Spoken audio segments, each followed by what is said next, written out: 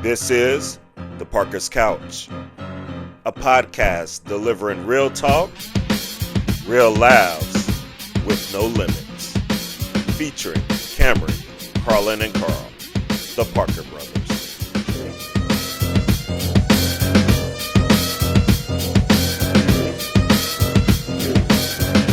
It's going to send us back to that time where we were just emancipated, where we're going to have to lean on one another.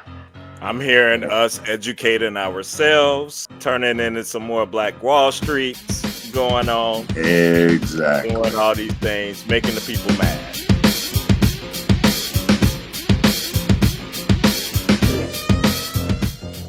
Welcome to the Parker's Couch. What's up, my brothers? What up? Good afternoon, gentlemen. How y'all doing tonight? Good. Go ahead. Let's lay out for Carl Parker. Go ahead. Oh, the most handsome, the most debonair. Here I am. You got something too, Carlin? Are you bringing something this season? You got a little opening intro? How can I follow that up? I mean, he's just the man. He's always been the man. You know what people were saying our last video. So what I do, because I know y'all don't be, well, I know Carlin pays attention to TikTok, mainly on the social media. That's his choice. I know Carl Parker don't be really looking at much of anything. So I cut up pieces of our podcast, and they saw y'all two mofos, and they were like, are they twins? They was like, Cameron, is your oldest brother and your middle brother, are they twins? What's going on? I mean, my older brother told me I was, adopted growing up. So this is true. Sure. He made me cry very hard that day. Why? And I tend to believe it more and more. I think Rosie B has marked her down, so that we know that's not true. That's true. That's true. Yes. Put a wig on you, and that's Rosie B down. That's all the way. All right, brothers. Well, we had some national championship games, and let me do a little flex right now because I did win my office pool. Hello. Did you? Okay. I sure did. Congratulations. You win any money? Do it. Ain't win no money. You know what? No. Sorry. So ain't nothing but bragging right. So it really ain't nothing to talk about. But let's kick off with the men, folks, since that happened the most recently. Houston versus Florida. The Florida Gators are once again national champions, defeating the Houston Cougars 65-63. Houston led the majority of the game, and Florida erased that second half 12-point deficit, taking the lead for the first time with 46 seconds remaining on the clock. And that was their first lead since the score was 8-6. Walter Clayton Jr. was held scoreless at halftime, but he finished with 11, which was a far cry from the back-to-back 30 he was dropping. But he made the plays that he needed when he needed to. But Houston did have a chance to win or tie at the end, but failed to get a shot off. And with that, I'm going to lay out some sound here from Kevin Sampson, and then let's talk about it on the back end. Yeah, I'm just going through those last two possessions more than anything else. It's incomprehensible in that situation. We couldn't get a shot. Got to get a shot. We're down 2, and obviously we didn't need a 3. We just didn't score it well enough to win. We scored it well enough to be in a position to win. But it comes down to those at the end. You got to get a shot. That's got to do better than that. All right, brothers, you can hear the disappointment in Kevin Sampson's voice. And one of the things that struck me was like, we didn't need a 3 there. So I kind of want to it seemed like a play maybe broke down what they wanted to do. And then that's what the players audible to or whatever on the floor, what happened. But what are y'all thoughts? kind of just in the last bit of the game, how Houston gave it up, the last play. Well, the play design, even on the secondary part of it, it was a scissor screen for Sharp coming off for a 3 actually. So yes, I agree. We did not need a 3. However, if you have a play design that's going for 3, I mean, you kind of set your guys up for failure in that instance. That's what these guys. That's all they do. This age, this group of guys, they all they know is shooting a 3. See, there's a lack of IQ for me in this whole thing. You're going to get somebody to fly out on the contest on 3s. Florida is going to, at all costs, on their side, they're going to say, we're not giving up a 3. Not giving it up. I'm pretty sure that was reiterated. We're not giving up a 3. If they get a basket, get a shot going to the basket, we're going to jump straight up, contest. Hey, if we go to overtime, we could win it in overtime. But I was just kind of flabbergasted myself that the young man took that, attempted to take that 3. And I mean, he was a good 3 feet behind the arc. Mm-hmm. He's way behind the arc. And he had time to pump fake Clayton, take a dribble, come in, and he would have had a wide open, uncontested shot if he'd have pumped fake Clayton on that deal. But that's Monday morning quarterbacking. I don't understand why we didn't get something going downhill, going to the basket in that situation. That's my take on it. I'm sure Coach Sampson is saying that himself, but the play prior to that, Sharp tried to go to the basket, driving amongst 4 people. Terrible. So I don't know that I would put it back into his hands again, because obviously he doesn't. Well, it's like they tried to give it to Cryer initially. Cryer had it in his hands, but they wouldn't let him loose. Yeah. And I believe the last final 4 possessions were like all turnovers. Yeah. It was bad. Turnovers or bad shots. Yeah. Mm-hmm. Or missed free throw. Yeah. That was big. Mm-hmm. It is so weird that the play that Sharp made, it's like I saw it again this weekend. I don't know if it was the Auburn Florida game or this game where the player went up and was defended and had to drop the ball and couldn't touch it or be a traveling violation. Mm-hmm. I haven't seen that all season, and it's kind of ironic that the season ends that way. But I agree with you, Carl. I am always a proponent at the end of the game. Put the onus on the defense and the officials to make a call. Take the ball to the basket. Mm-hmm. I just hate they went for 3. I understand the reason why they did. Everybody likes that big moment. It's the NCAA Championship. We've been victims as Carolina fans of that one shining moment. I understand. However, I definitely would have chosen if I was coaching, which I'm not. I would never be as great as Kelvin Sampson is, but I would have preferred taking the ball to the basket if possible. And especially with Houston, they have a propensity to get a lot of offensive rebounds. That gives them opportunity. Even let's say they drive and miss, you can get an offensive rebound as well. So even though the bigs to me for Houston were the biggest disappointment in this game, I just think they let Florida take that lunch. That white kid, Condon. he killed him. He scored average like 2 points a game, and he ended up like 10 He points had a game. 12 or so. 12 points. Yeah, I think he was real the active. unsung hero. He was a big factor, but he's a big guy too. Yeah.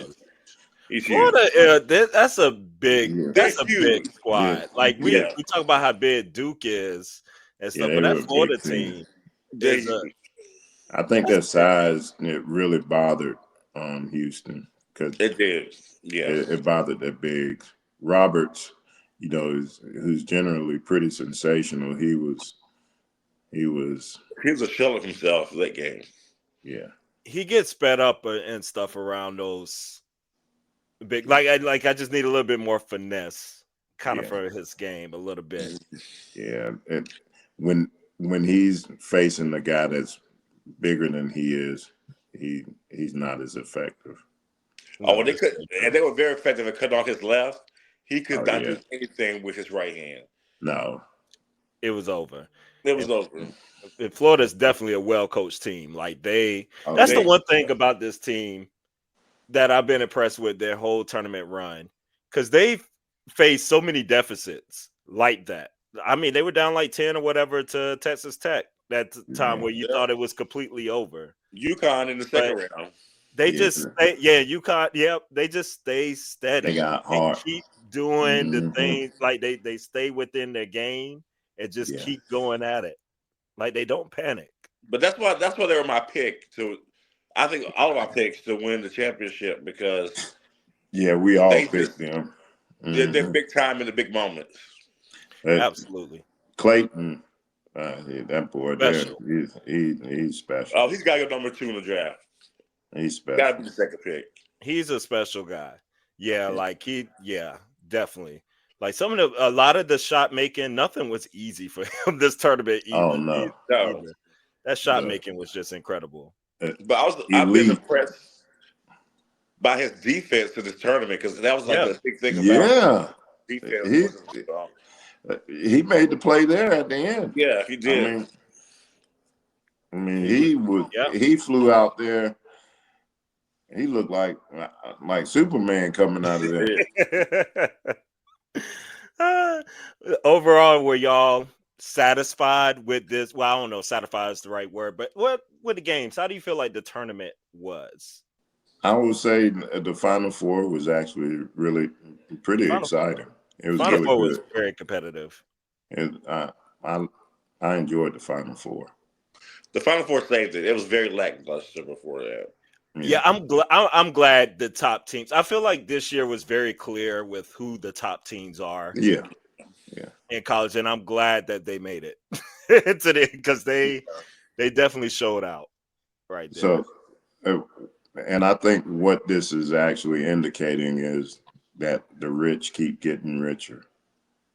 Mm-hmm. Those top teams, they're starting to show that they're far and above going to be the cream of the crop. Yep. And it's because of this. Yep. Just when the mid majors started to creep up and catch up and putting in this competition, NIL said, "They're taking the best players." Like Clayton came from Iona. Yeah. So that like the biggest stars on these mid majors are going to the big leagues and are shining. Just think about the kid that played with Jaden, Chaz Lanier. At Tennessee. He came to Tennessee and now he'll probably be a draft pick. He can make the league. Yes. Yeah. Take an opportunity. Yeah. No, I mean, that's a very good point. That's gonna be something to keep an eye on going forward and to talk about, and let's just see how this rich is gonna keep getting richer. Yeah. Well, y'all want to go to the other side? Let's talk about the lady folks. UConn whipped up on poor South Carolina in an 82-59 route to earn their 12th NCAA championship in their first since 2016. and passing UCLA for the most in any Division I basketball program, men or women. Our girl Paige, she ended her stellar career with 17 points that game. And now she stands alone as the Huskies' all-time leading scorer in the NCAA tournament with 477 points, which is one ahead of Husky great Maya Moore. Mm-hmm. But brothers, what are your thoughts on this dominant run by UConn in that championship game? I was embarrassed for Dawn. I really felt sorry for her. She was on the sideline crying, and I mean, stop it.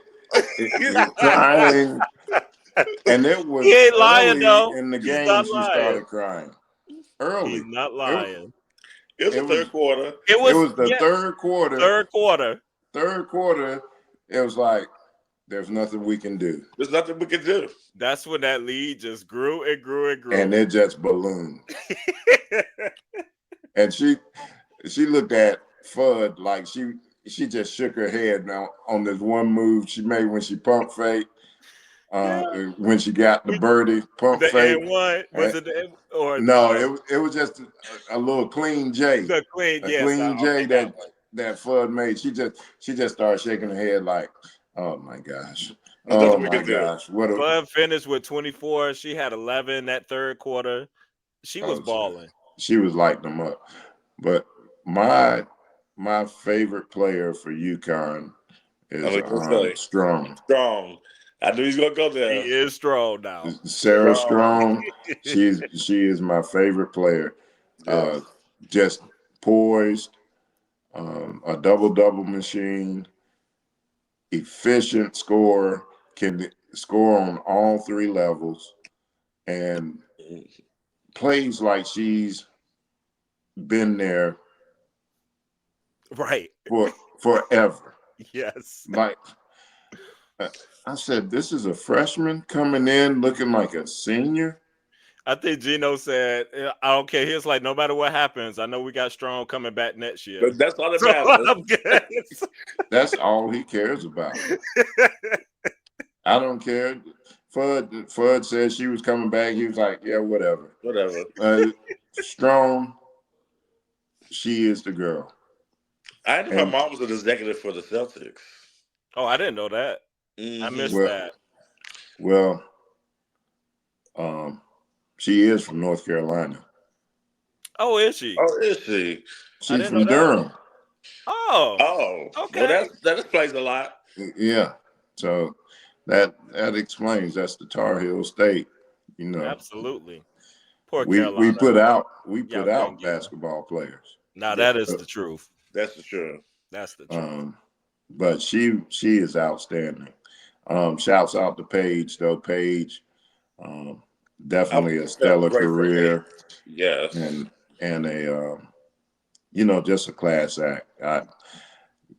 I was glad to see the combination of Fudd and Beckers finally get one, because they couldn't connect together. They could not catch a break or nothing. When they first came out, they was like, oh, this duo is just going to take over, because they were the best players coming out of high school. And injuries hurt them, and also they just didn't vibe well at one point. I think there was a little bit of animosity between them at some point. Possibly. Yeah. It was something there. I saw the game earlier in the year. I don't know if y'all saw that, when UConn went to South Carolina and beat them by 30. Yeah. I said, oh, UConn's not going to be stopped this year. They were a force to be dealt with. There was I don't think, even with Juju healthy, there's no team this year that was going to beat them for the championship. I don't know. I think Juju could have got him. A healthy Juju. I don't know. So mad that we did not get that game. But I don't know. I think Juju could have got him The reason why I say that is because USC had two other weapons to go along with Juju, just like UConn does. They did. They do. So I The think girl from that would, Stanford, she's and good. Juju Yeah. is more spectacular than Paige. I Oh, like Paige, Yeah. absolutely. Oh, Without a doubt. absolutely. but Absolutely. But Paige, Juju and Paige, that's like They would have been apples and getting oranges. buckets. That would, Paige was on a mission though. Paige Yeah, was averaging 30 points a game. yes. That would she have been was. burning magic on that court that day. Devin She Bird and was Magic averaging for real. 30, but I believe Juju would have gave her 40. The only reason I would say UConn would win because I think it's just a coaching mismatch on that sideline. I don't like that USC coach. Oh, I don't I trust don't her. I I don't don't believe I don't trust her in a big game. I I don't. do Who's not. that? Gottlieb? Gottlieb is over there. I don't know her name. I don't know her I, name. I Yeah, don't know she's her. Gottlieb. Like Doug Gottlieb. That's what I was I like don't. Doug Maybe Gottlieb. that's why I don't like her. I think that they have to be kin because that. I've seen her crumble in some of them big She has moments where crumbled they got in the big moments. right. Yes. Oh yeah, yeah. Do y'all think Juju can bounce back like Paige did from the torn ACL? I'm praying that she does. I am praying for her because um, I haven't seen a woman play like that since Cheryl Miller. You know, Shamika it, Holtzclaw. Yes. She's on that level. but it's just the way she moves though. Shamika was great. So fluid. She was great, but Juju looks like a dude out there playing almost. I get You what know, you're saying. I know what you're saying. just her fluidity. I mean, And that shot is just pure. It's and just her wet. shot is just water. She Her form is even like a guy's form, and the way she handles the she rock. doesn't look like everybody else when Yeah, she's it's out there. different. Not saying that you have to be a guy to be great, but I'm just No, saying no, it just looks different. it just looks, and I don't mean that to be condescending to No, not at women all. players. I'm just saying she looks different. I mean, sometimes you just are a special talent, and it's Hmm. not everybody is gifted that. That's like once in a whatever. Yeah, she's a generational talent. Yeah, definitely. Hmm. But I mean, women's basketball lost the opportunity of a lifetime. They That did. Juju and Paige match up. Oh, I was waiting all year for that. Who was it that fell into her knee? I don't know. I don't even know. I don't even know her name. Somebody on I'm sure she suicide had to watch. cancel. I know she had to cut off her social media, probably. Yeah, Yeah. they was coming to try to kill her, whoever she was. But guys, we talked about Juju and everyone, but Yes. what I really want to talk about is so we heard the young ladies at the end of that game that spoke after the championship was won. They elocuted and articulated their performance outstandingly. You can tell that these were very learned women, especially the African American young women, Miss Fudd and Miss Strong as well as a freshman, spoke really well. Uh, Now I flipped this to the men. I'm saying it's not the I'm same. I'm concerned. A little bit of difference there. I'm concerned. Um, I see where we're failing men, African American men. I'm going to speak on African American men, um, just because we're African American, and it looks bad when we get up there and we sound like uh, those young men sounded the other night. I don't want to seem like an old man or we got to get back to where we have some class. I mean, you raise an interesting point, and it relates to, just the widen the conversation and stuff as we jump into this, because there was a stark difference, and I think it was noticeable. Um, and it was an article that I shared with y'all earlier in the week that they did in the New York Times that was surrounded around like the decline of black men on HBCUs specifically, but it like branches out into an interesting larger conversation, and it's surrounded around Howard University. That's the central campus that the article was centered on. And Howard, being one of the most elite historically black colleges and universities, has only 25% men already, and 19% of those men are black men. That 19%, shockingly, is about the same number, or right at the same number, of non-black students that attend HBCUs as well. But Howard is not unique in that, because black men attending four-year colleges have plummeted across the board.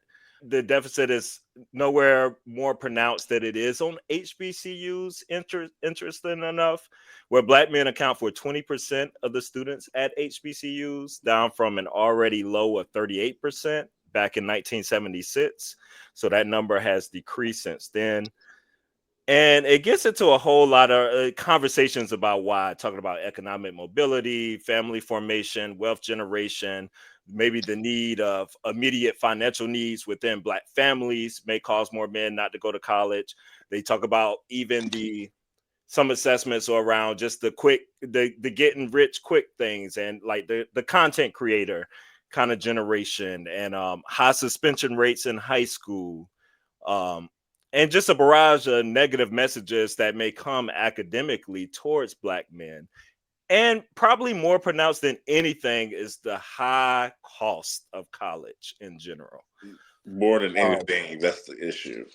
And so I think it does lead to some. What do we do here? Because we know college is not the end all be all, but there are valuable lessons within college, and there's development that should happen, and it calls into question even of how we still look at athletes in college, and do we really care about their academic growth, or do they really just care about them dollar bills, winning them championships for the schools, whatever? For me, it starts before college. So Sarah Strong is a freshman. Yep. So very true.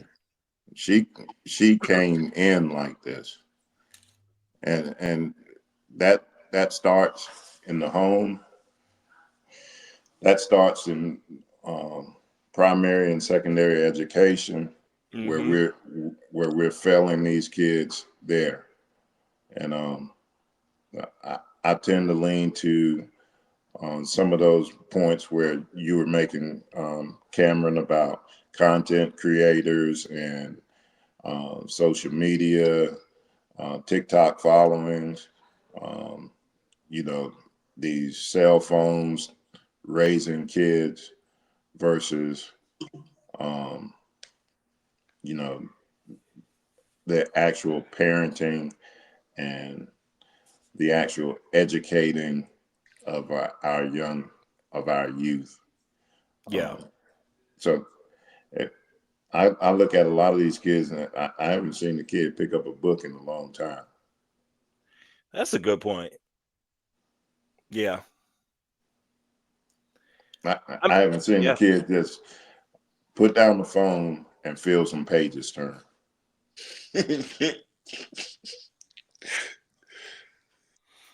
I mean, TikTok, though, is bringing back book reading.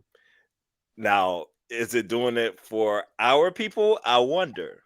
But when you see some Barnes and Nobles and things sprouting up again, all that is because of TikTok, actually, and their recommendations in that generation. So there is there's something churning. I wonder statistically who's who is it turning 4?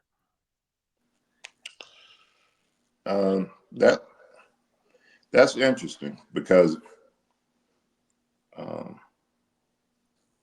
you both of you guys know I don't know anything about social media. But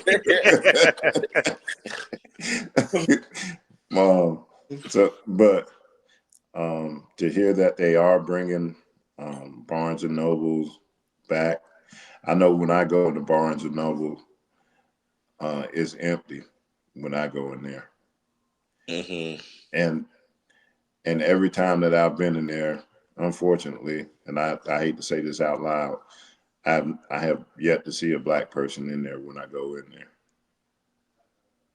Well, you are in the dirty, dirty South.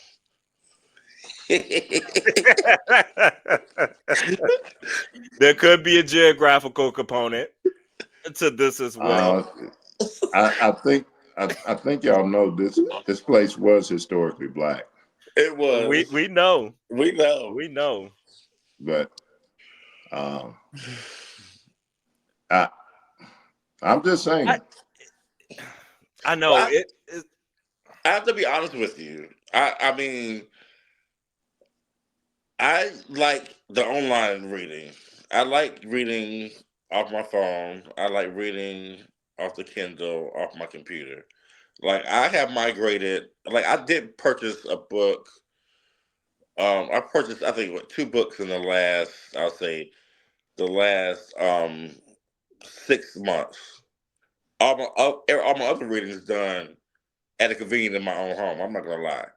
So that could be a component too. I think a lot of people, if they are choosing to educate themselves, not everybody's doing that, use their phones for that reason or the computer for that reason. I think there's probably a lot of people doing that too in this age as well, and not necessarily going to the actual bookstores as they used to be, in the past. So that could be part of the reason too. I don't think it's the main reason, but I just noticed certain things in my own personal behavior that has changed from when we grew up. We used to go to the actual bookstores, and I don't do that as much as I used to. And I understand like the convenience of it and things of that nature, but I think it has dumbed down our society and has made us a little bit lazy. Yeah, it has made us lazy. Convenience. The convenience, lazy. That's what it does. Yeah. It makes you lazy. It makes you lazy. And I miss that. Now kids they go to Chat GPT to write their papers. Oh, absolutely. AI is just about to take everything to a whole different level. Like it's So they're utilizing those things. Like so when I was in school, there was no such thing as Chat GPT. The closest thing we had was Cliff Notes. Right. And I didn't even have access to those. Only certain people. It's so funny that you mentioned that. I just, what China, I believe it was China or Japan. I want to say it was China. I can't remember. One of the Asian countries, what they're doing with AI and the kids. Have you heard about that? How they're making it a requirement starting at 8 that they begin learning AI. Wow. Really? In schools. Wow. Really? But, the Asian cultures are far more advanced than we are. They're more disciplined. They got, and who they get it from? Yeah, you're right. I mean, yeah, that is true. It is an interesting point. And I was in this interesting conversation. I don't know if you've seen the show Adolescence on that's on Apple and on Netflix. On Netflix, it's a limited series, 4 episodes. It's actually really good. That's right. That's right. And it's based in the UK, and it's kind of dealing with the manosphere and this young kid and how he kills this girl, like stabs her and stuff, and it's dealing with all this manosphere stuff. But they were saying, like, some of the educators in the UK were saying, like, their worst group in the UK right now are white working class boys who are the least educated and struggling the worst in school. Welcome to America. Yes, that's here showing like that's a group that's regressing the most here. They're not at the bottom. Sadly, we still are, there, but that group is regressing. Oh, By at an bounds. alarming rate. At an alarming I'm going rate. to tell you, at an alarming rate. And we Yeah. had this conversation. Last night. The guys that we coached. Oh yes. Oh yeah. In high school, or prior to high school, going into high school, that particular high school, the African American males were in academically gifted classes.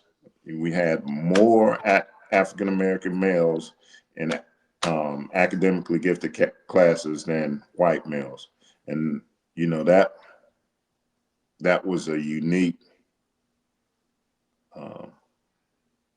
happening. We've never seen that. I've never seen that happen a lot. Yeah. You know, and the GPAs of African American males at that school were significantly higher. Interesting. And they graduated more. Wow. You know, that's different than whatever we were. That's very different. Growing up there. Yes. So, wow, what a change. I love to hear that though. So What do you think changed? Because I think what's needed, if for black men specifically, we need more things geared toward black youth. I think we did a really good job of really propping up black women, having all kinds of social groups and activities and programs and scholarships and all this stuff for black women, and we kind of let the black guys go their own way, and their own way turned out to not be good things. I'm going to tell you, I'm not going to say it was 100% us, but our limited access to those individuals that we had access to, I think prop those guys up for success later on. And it just kind of proved that if you have African American males that have a positive influence in young men's lives early on, it can possibly dictate success in the future. Yes, I totally agree. No, I think that's a great, like, I mean, I think you can deduct that reason just from our life and what we've kind of seen. Yeah.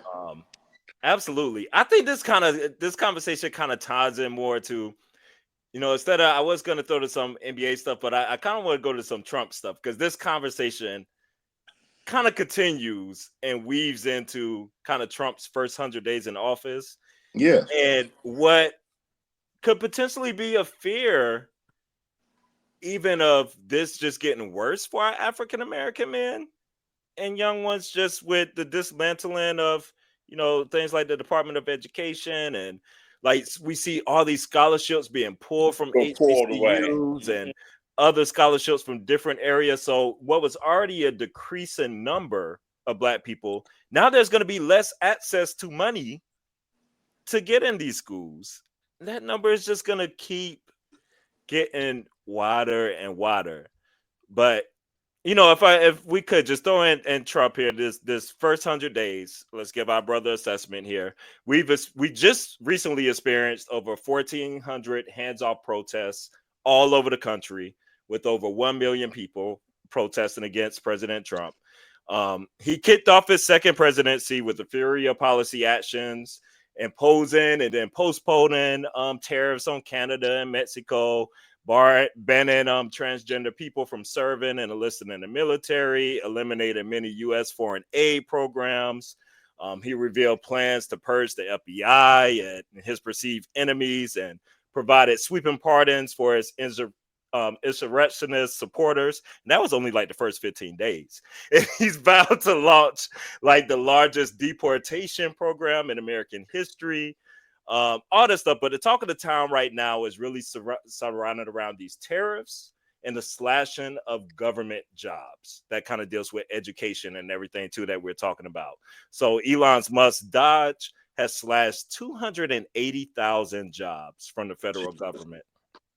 Wow. And Trump's announcement, and we haven't even begun to feel those impacts because they just could keep happening. But that's the number that's going to be slashed. And Trump's announcement of new tariffs has caused the markets to go into chaos this week.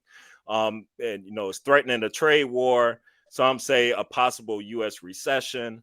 All these things going on. We have our brilliant economic mind here, as we could dive deeper into a tariff conversation too as well. I have some thoughts around that myself.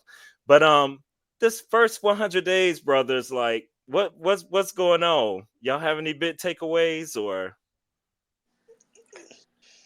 The first thing, you get what you ask for. Hello. I mean, we're idiotic to have brought this guy back into office. Completely. That's the worst and part. he's just showing us like, look, I'm not going to pay attention to any laws that are out there. I'm going to make my own. I'm going to do what I want to do. I'm going to get my lick back. Y'all did all kinds of things to me. That's what he's thinking.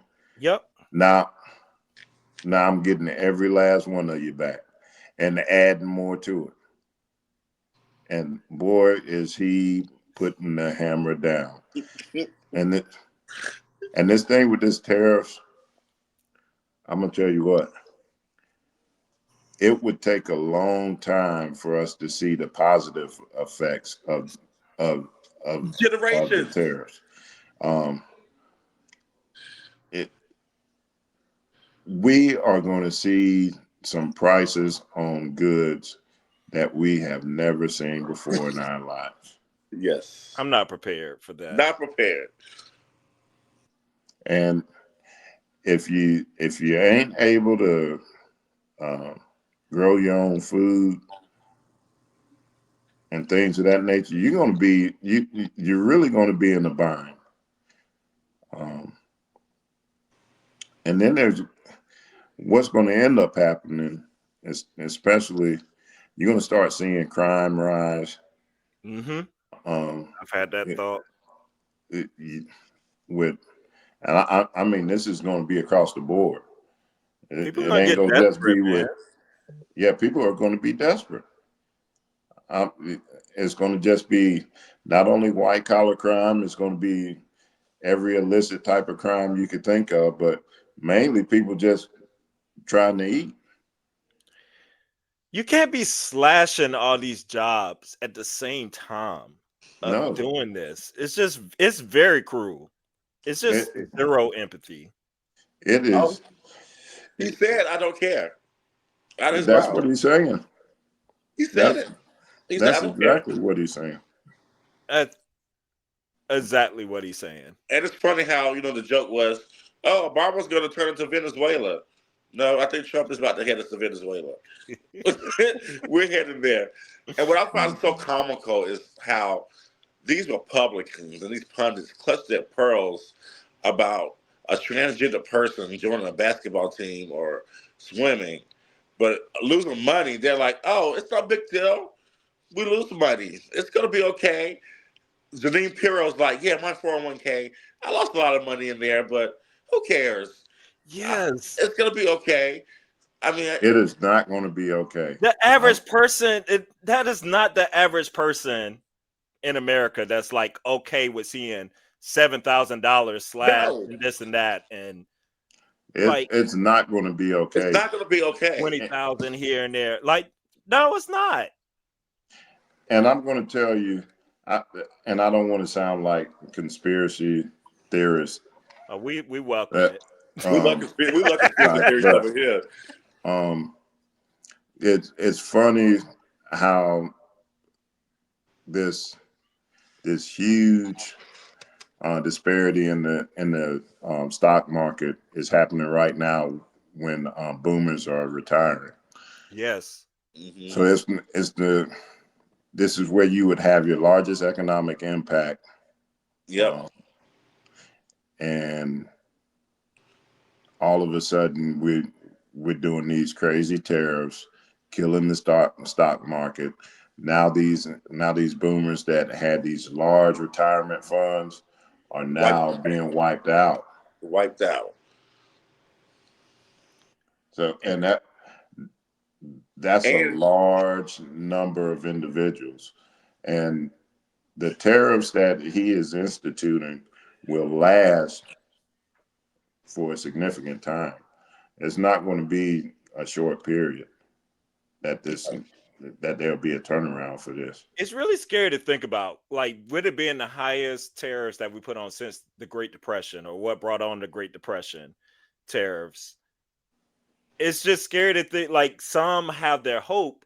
I don't know why they continually put hope in this man. It's like, oh, he's brilliant. This is going to make all the other people cave in countries. This is just a trade, like a bargaining tool. He's going to take this away immediately and things like that. Like, where does this blind...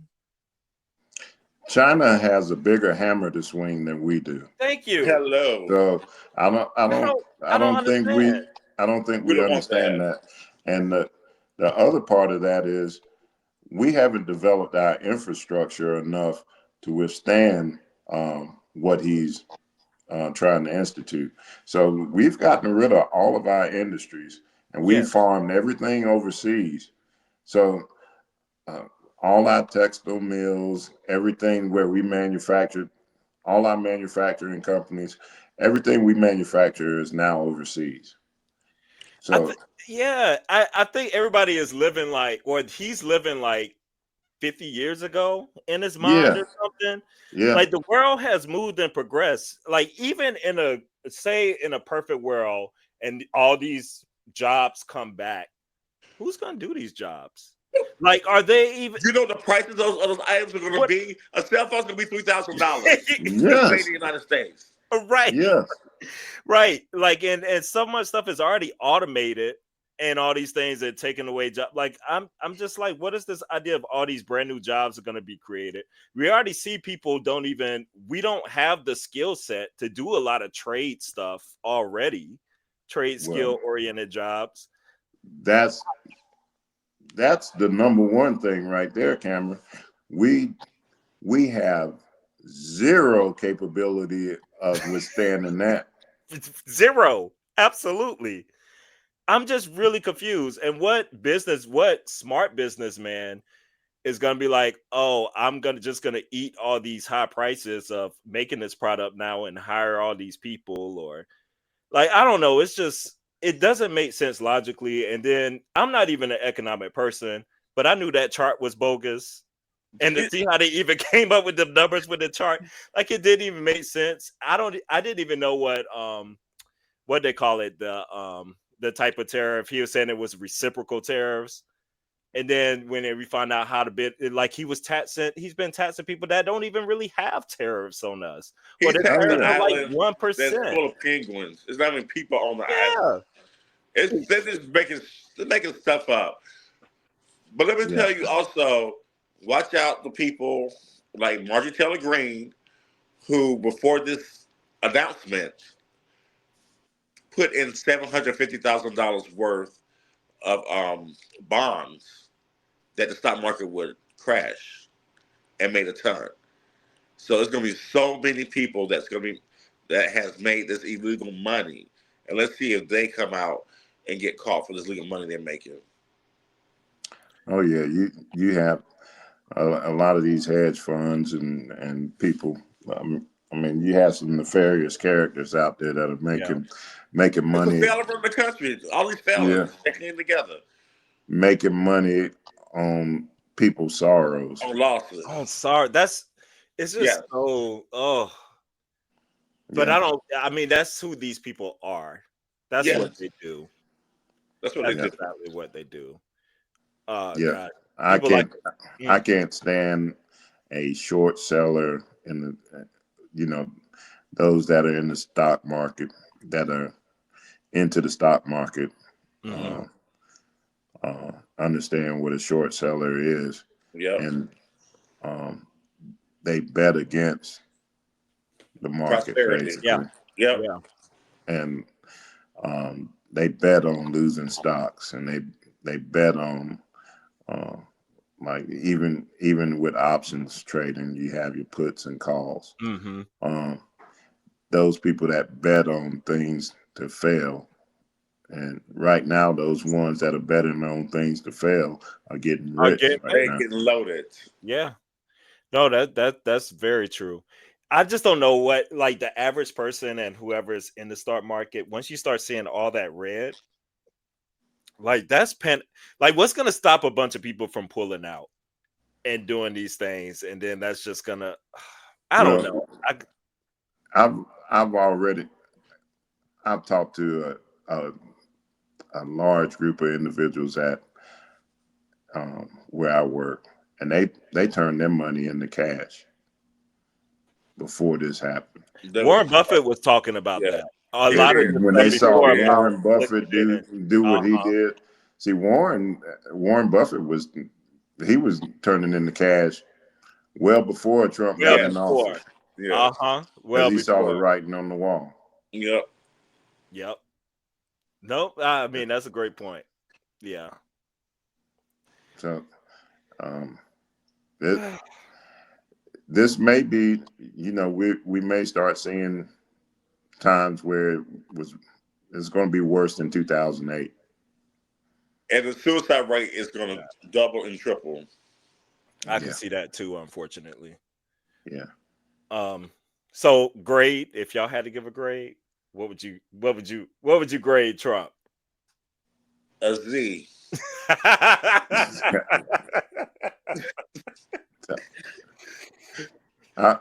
I'm going to give him a A+ for getting his lick back. Retribution, baby. But as far as how he has performed, it's definitely an F for me. Definitely an F. Absolutely. But Carl, I know you had some thoughts before we get towards the end on the protesters. Yeah, I just was just combing through social media and some of the news clips about the protests and how, people who don't look like us are free to just walk around, protest in the streets, be as free and jolly, and with their cute little signs, and we're not turning back, and Trump sucks, and we're going to walk all over the street in peace, utter peace, very little police presence. But it seems a little bit different when we're the ones protesting. Why is it that they're always a major police presence? A major police presence. If you step on the sidewalk one toe, we're gonna put you in a paddy wagon. We're gonna arrest you. What about the people burning these Teslas? People burning Teslas. What's happening to those people?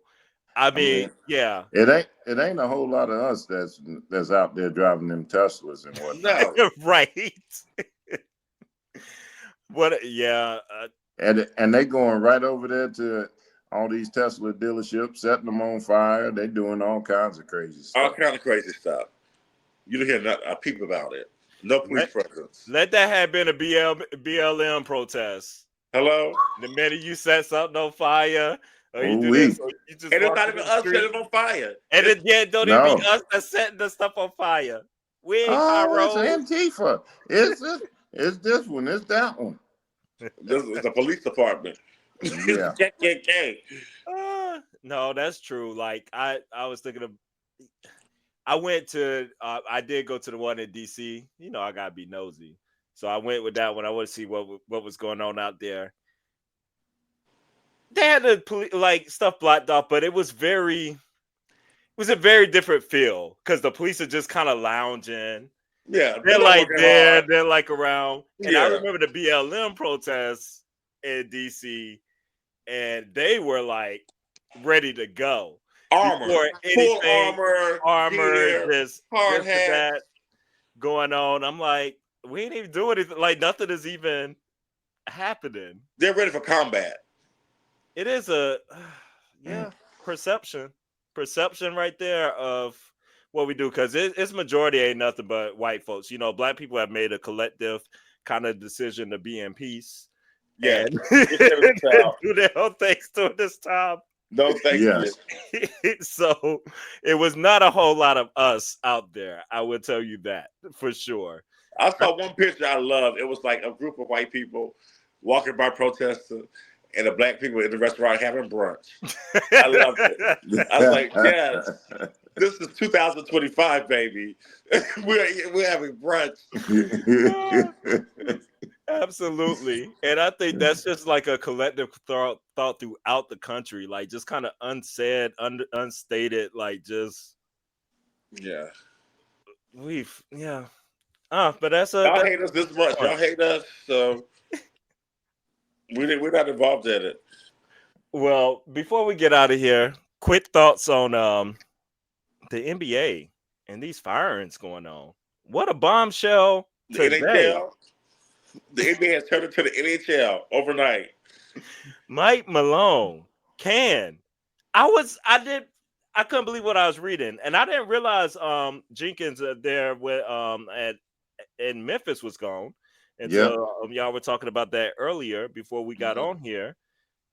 Yep, Taylor Jenkins, he's gone, and Mike Malone, and the GM. They got rid of the GM and too. They got rid of Calvin Booth. Y'all remember Calvin Booth? Yeah. Yes. Yeah. I heard that there was some kind of tension between them. They weren't on speaking terms. But how do you get rid of both if that's the case? I don't know. Even at the same time, I don't know. This just seemed like a pump move by the organization. If you do it, why not wait till after the season? Like, it's 3 games to the playoffs. I mean, this man got you your first title, and you can't give him more dignity than that. Yes. At least let him finish the season out. Right. Did something happen behind closed doors? Did he threaten somebody? It had to be something. I can see that happening. He can go off. Mike Malone will go off on you. Yes. He has the propensity to do that. He will go off. I'm like, it's got to be something more to this, right? Because it just does not make sense. 3 days, 3 games. That was my first thing. I said, man, what did Mike Malone do? He had to put his hands around somebody's neck. Yes. He PJ Carlissimo'd somebody. Yes. He'd be unemployed for about 10 minutes. He's gonna get it. He'll be back. It's so crazy because the West is such a tight race for that third spot. Like 3 through 8 there, or 7 or 8 is there's just a couple games separating them. It could be anybody. So that's why I don't understand why you could get rid of a guy in a tight race like this. I mean, it is what it is. If you're going to fall into that 3 to 8. Do they think they don't have a chance to win? Like, what?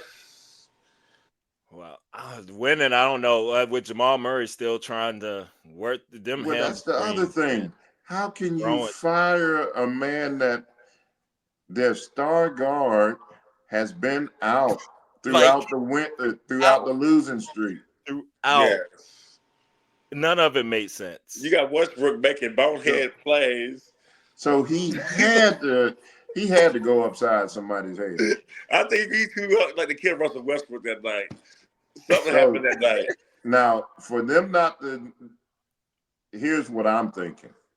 If they're not bringing back Booth and they're not bringing back Malone, them two got into a fist fight. That was right here. That is something went down. Yes.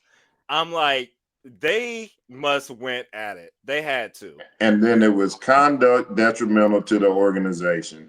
So they had to make a. I need the sports people. I need the sports reporters and all them to be doing. They need to get on this. Stephen A. Get off of Bronny. Get off of LBJ and get on that phone. Let us know what happened. Well, these guys ain't into journalism no more. They're just trying to entertain, make money. They want to be the star. Stephen A. He worried about. He still said he holding out for his a decision for his 2028 presidential run. He need to Decision by whom? That's what Steve. Oh my gosh! Oh my God! Oh my I think God. Jason Whitlock would probably take him out if that happens. It wouldn't hurt my feelings if they took each other out. That part. That part. Not at all. Y'all didn't hear that from us, but you did. Yes. Well, we'll see. We have plenty of NBA to get into as these playoffs start. I just got to say before we get out of here, brother Carl Parker, that's for brother Carl Parker, who called the Cleveland Cavaliers from the preseason. And they have done nothing but to disappoint. Nothing to disappoint at all. But just made you just a Nostradamus. As always. Down to number one seed. This is like you're always the smartest guy in the room. I don't know how or why. No, my brothers. No, my brothers. I learned it from watching you, okay? I learned it from watching you. I learned it from my brothers. That's where I got it from. I'm hoping we can leave a closing remark because there's something that I wanted to leave on there about the educational piece. Oh, absolutely. Yes. Let's back it up to it. We sure can. And it's mainly centered around it's kind of with Trump and the education piece. With all the grants and all the aid and everything that's going away, it's going to send us back to that time where we were just emancipated from slavery, where we're going to have to lean on one another and actually go back to grassroots of us working together as a community again. I'm hearing us educating ourselves. Taking care of ourselves, turning into some more Black Wall Streets going on. Exactly. Doing all these things, making the people mad. That's where it's got to go. And that's this is, I mean, it's creating that environment. Now, have we been dumbed down too much to where we can't pick that up? Have we isolated ourselves so much to where we cannot pick that up? That word that isolation. Is the question. That's the deep word to me out of what you said. The isolation. Yes, we have isolated ourselves. And some of us will say, well, we have insulated ourselves, but no, I think it's isolation, a lot of it. And we definitely need to get back to communing with each other and growing our community. Because currently, I mean, how many times do we have to get shown the hand before we believe? So we have, yes, a few have assimilated. A few have been able to get very good jobs. Right. Or move into, Caucasian neighborhoods or well-to-do neighborhoods. And yeah, that's okay. That's well and good, but how has that helped us? it's really going to take, and like you said, I think we are going towards that, the things that are happening. I think sadly, it's just going to take things to really get at a bottom point for us collectively out of necessity to really break up, because I think there are, my opinion, there's still too many people who are led astray in this they're stuck in this Republican Democrat mode mindset And and that's old. That's can't get antiquated. beyond that, Yeah. and they are still kind of like stuck in that, and they're just living there. And so I don't know. We It's gotta always erase. been haves and have-nots. Yes, It has always been that. that's all you got to look at. The haves and the have-nots. That's all I look at. That's what it is. It's always been that. And if you can look historically, poor whites and poor blacks were in the same field. Absolutely. They just made one feel superior to the other. They just made one feel superior. Trick. And they only did that after steal from them. after the poor whites and poor blacks were starting to join together. Yeah. Uh-huh. So absolutely. That's history. That's history That's current. That people don't teach, and it's like brother just said, it's current. We're repeating it. I agree with that. So I just hope we open our eyes and really start looking at what's really happening. And there's a reasoning behind these guys wanting to destroy books and history. Oh, absolutely. Absolutely. We know the reason why. Yeah. And it started at a very young age to start them out early. Yeah, that's where they attack. Mm-hmm. Yeah. Right there, elementary. Go ahead, start right there. So early. Yeah. Work on up. Absolutely. But, yeah. Pro-black. I love that final word, brother. Nice final word. Y'all think on it. The people out there listening, think about that. And I think the step is having conversations in your community, the people you're close with, whoever's in your community, have these conversations with them and let that continue to build.